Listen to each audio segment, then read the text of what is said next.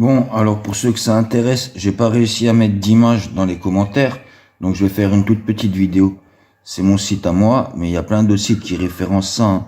Mais j'ai un site à moi, donc autant l'utiliser.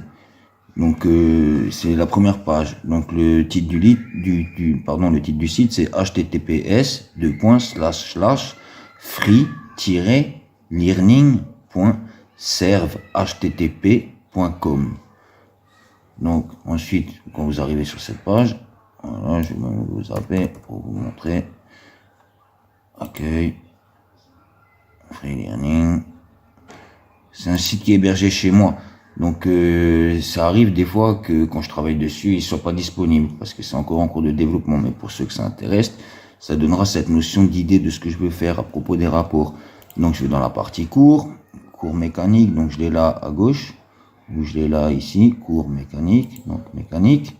Là il y a les différents liens très intéressants sur différentes choses. Là il y a tous les chapitres de mécanique. Tous les chapitres de la mécanique, donc mécanique quantique, les torseurs, les liaisons. Nous, ce qui nous intéresse, vite fait, je vous le fais rapide, c'est le formulaire. Dans le formulaire, après ici, là, j'ai tous les chapitres du formulaire. Et là, j'ai tous les chapitres de mécanique. Vous voyez?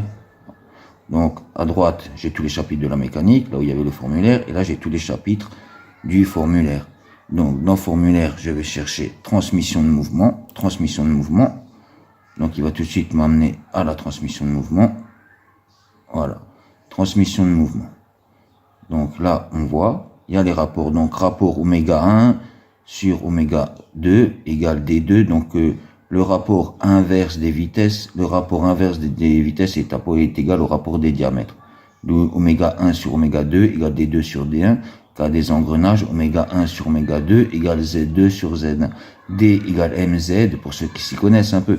C'est pour vous donner une notion, ça vous permettra de rechercher mieux sur Internet si vous voulez en savoir plus. Donc, mais voilà, c'est à partir de ça qu'après on peut se renseigner. Voilà, bon, pour ceux qui s'y connaissent, c'est clair, mais pour les amateurs, je sais pas si ça peut intéresser. Après, il y a une autre partie, transformation de mouvement. C'est toujours intéressant à savoir les différentes transformations de mouvement.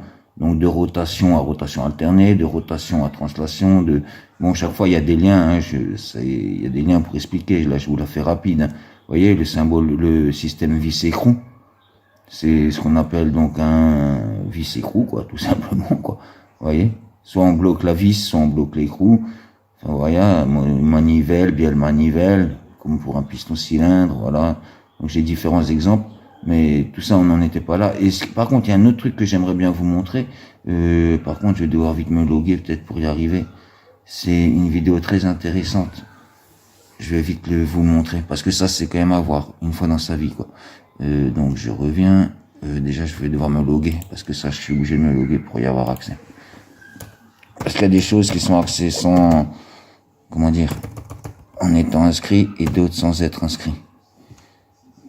Donc, je tenais quand même à vous le montrer.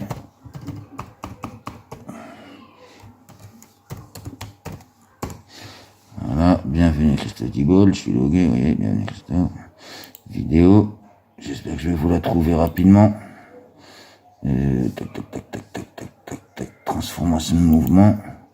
Avec de la chance, je vous la trouve vite. Excentrique. J'aimerais bien vous la trouver, mais rapidement, si possible. C'était pas Force Peugeot, c'était peut-être Free Learning.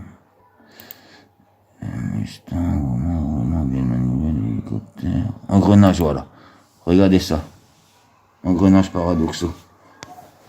Ça, c'est un système d'engrenage très complexe. Vous voyez? Engrenage paradoxaux. Donc, je vous l'ai retrouvé assez rapidement. Voilà, mais tout ça pour en revenir à un autre sujet. C'est si vous voulez en savoir un peu plus, vous allez dans cours, mécanique, chapitre, vous allez dans le formulaire, c'est là, parce qu'il y a d'autres chapitres sur les transformations de mouvement.